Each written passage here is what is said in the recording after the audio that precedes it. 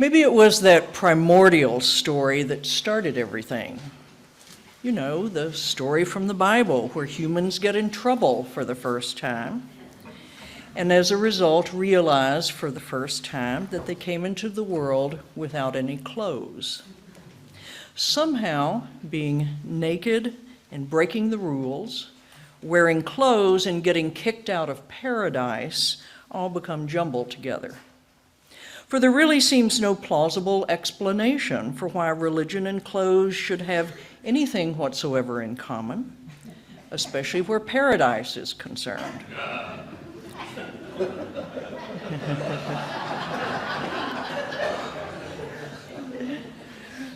What possible connection can there be between what I wear, if anything, and what I believe, what I find most meaningful?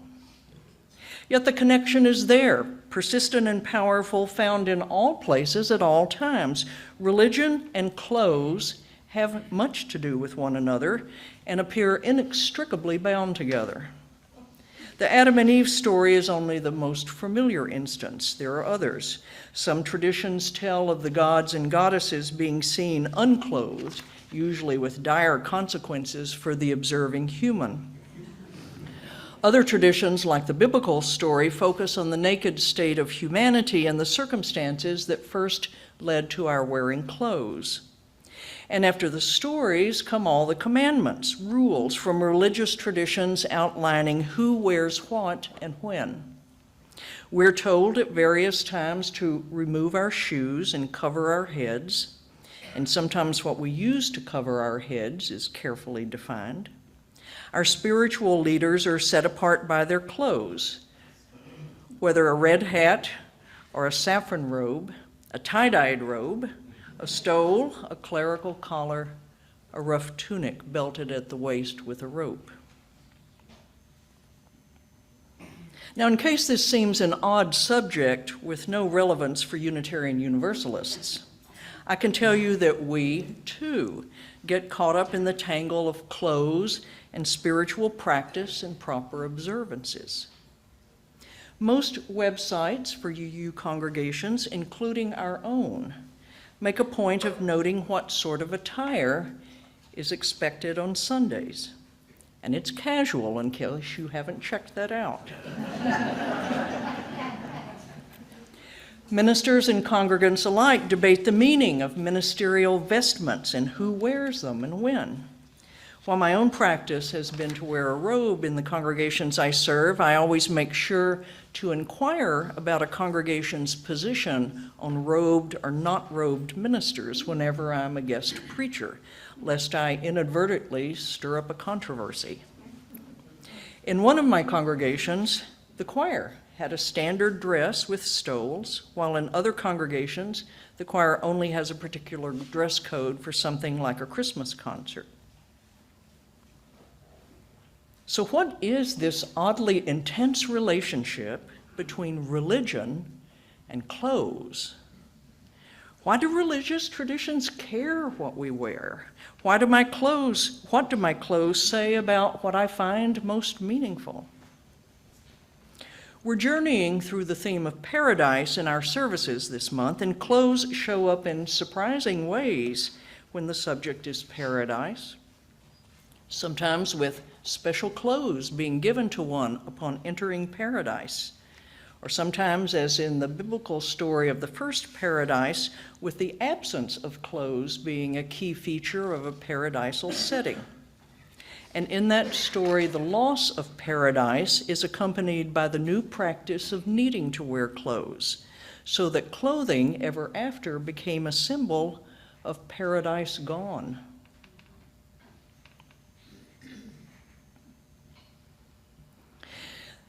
The biblical story that has been so influential in determining Western traditions about clothes and nakedness and wrongdoing has a curious ambiguity in its original Hebrew version that is often lost in translation. The ambiguity comes at the point where Adam and Eve disobey God's prohibition against eating fruit from the tree of the knowledge of good and evil.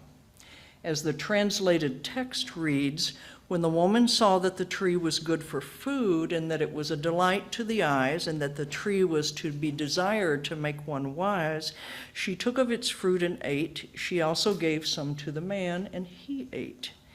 Then the eyes of both were opened, and they knew that they were naked. The Hebrew word that is translated naked is unclear in the original text.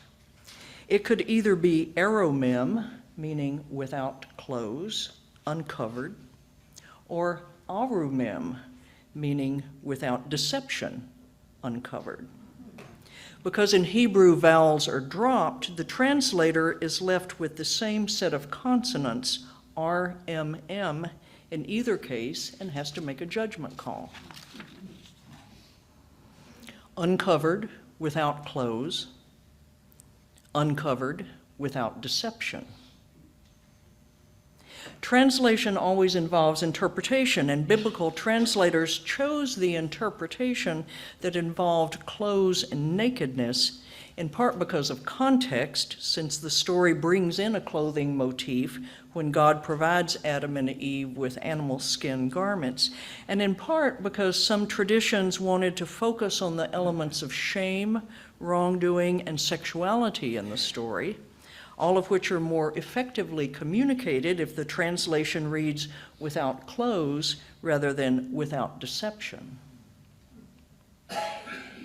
But suppose we choose the unchosen translation, or even choose both translations, assuming the author of the story wanted that ambiguity of meaning. To be uncovered and left without clothes also means being uncovered and without deception.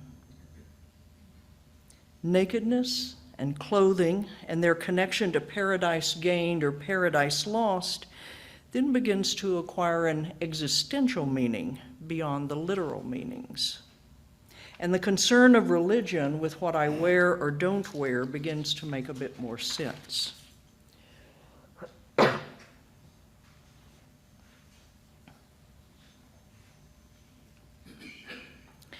In the small Texas church of my childhood, an unspoken but very clear dress code determined what we wore to Sunday services.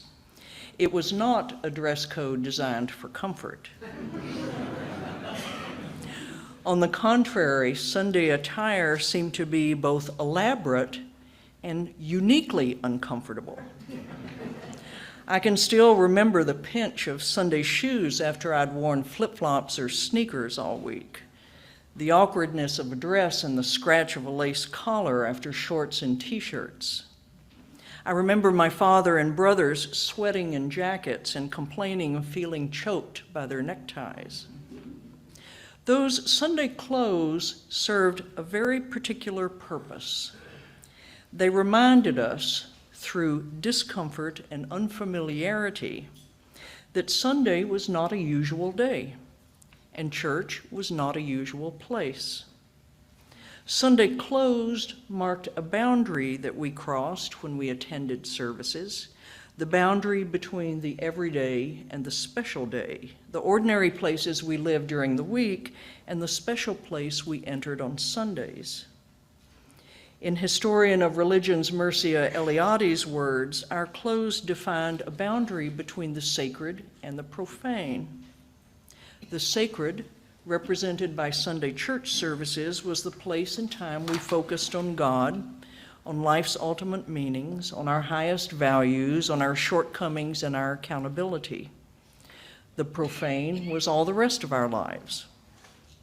The ritual of dressing for church served as a reminder to us that we were about to move from the profane of everyday experience with everyday clothes to the sacred of Sunday services, where we stood on holy ground, in community, contemplating what mattered most to us. Now, most Sundays here, I see a mix of dress styles. A few in the more formal clothes I remember from my childhood church, most in various degrees of casual clothes. Your Sunday attire here is a marked contrast from what I'm noticing that you wear when you come for memorial services, or what you wore recently when you attended Reverend Kelly's ordination service. On those occasions, you came here in what once would have been standard Sunday attire. Why that difference in how you dress? Why did you make that choice? If I take dress style to be an indicator of how special, or in Eliade's words, how sacred an occasion may be, does that mean memorial services are sacred in a way that Sunday services are not? And if your Sunday clothes are an indicator of how you experience the service, are our Sunday services perhaps not so sacred? Were they more sacred in an earlier era? And if so, what's changed? Did we lose something? Have we gained something?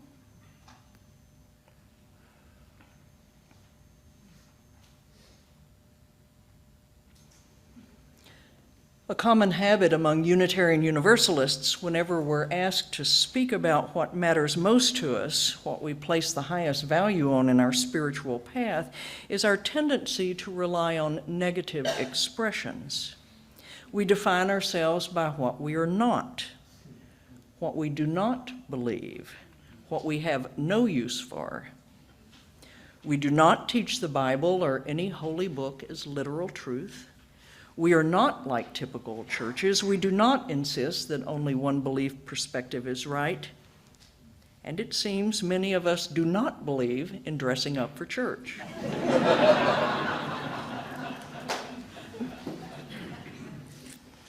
Now, one could interpret our casual attire as a sign of disrespect for what happens on Sunday morning.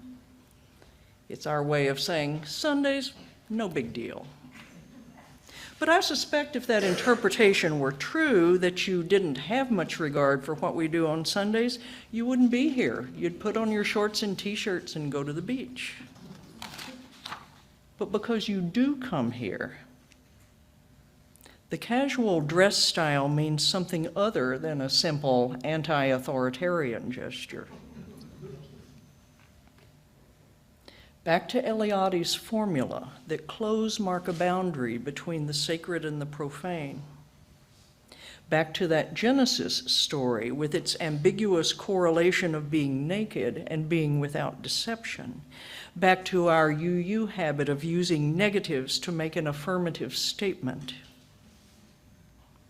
Like so many beliefs and rituals that served not to support one's spiritual journey, but to control it, we've shed traditional Sunday clothes along with inherited Sunday views.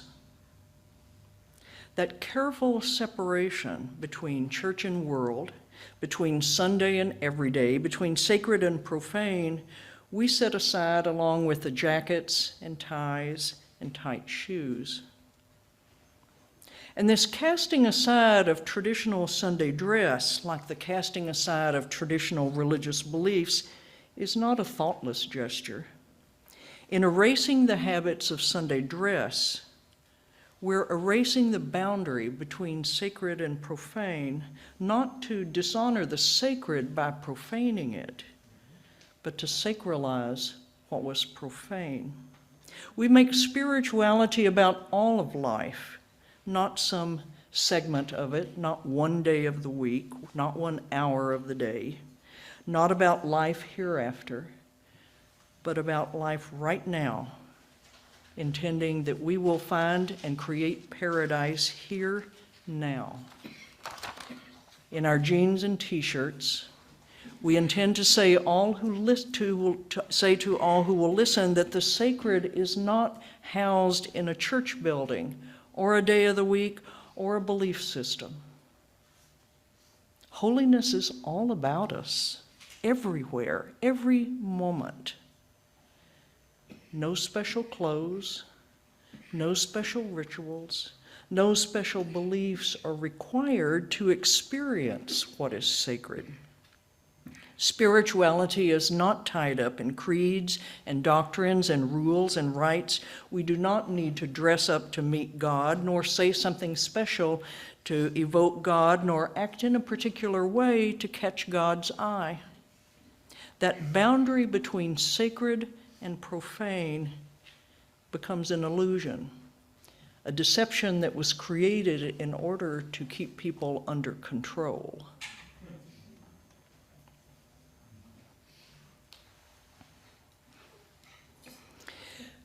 Despite the fact that many spiritual traditions ultimately developed a dizzying array of rituals and practices for those seeking to live a more spiritual life, those same traditions often included teachings, usually teachings by their founders, that made it clear that all those add-ons could be counterproductive. Verses from the Dhammapada Buddhist scriptures warn that simply because one is scrupulous about obeying teachings and observing holy days does not guarantee one will reach nirvana, but may actually interfere with reaching nirvana. Jesus regularly denounced the most religious in his own Jewish tradition for being too concerned about right practices, and in that concern, neglecting concern for the poor. It becomes a tricky business, figuring out just when and how to draw on rituals and practices and when to set them aside because they've shifted from being supportive to being controlling. There are days I find myself wishing our Unitarian Universalist path offered more in the way of rituals and practices rather than leaving all such matters up to individual choice. Yet even with that wishing, I do believe we're on the right track by not investing a lot of energy into creating rituals and practices because we recognized early on how quickly those become just another set of idols, another way of keeping things under control, keeping people less free. Some Sundays I happen to see people exiting other churches and I notice how dressed up they are and find myself wishing we dressed up more here. And then I remember, we're the ones who travel light on the spiritual path. We travel light not because we're impoverished, but because we cherish our freedom. And we know that excess baggage and uncomfortable clothes, the creeds and doctrines and rites and commandments and dogma of too much religion will slow our passage over time. So by wearing as little as possible, carrying as little as possible, controlling as little as possible, we Unitarian Universalists have the opportunity to see so much more along the way. And at our journey's end, when it comes time to jump into the waters of paradise, we will be the ones going in naked. Skinny dipping. In glorious testimony to a spiritual life that requires no special clothes, a life without deception, free.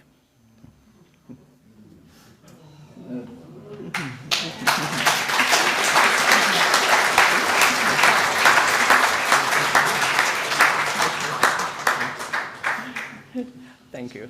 Thank you. All you skinny dippers.